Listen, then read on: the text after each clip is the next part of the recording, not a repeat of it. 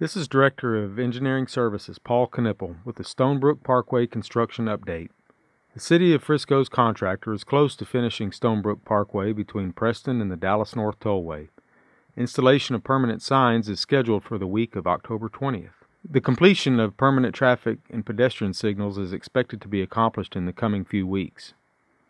West of the Dallas Tollway, work to add turning lanes to the intersection of Stonebrook and Dallas Parkway continues to be delayed due to unresolved issues with buried franchise utilities. At this point, relocation of a buried electric line must be complete before the city's contractor can resume work on the intersection.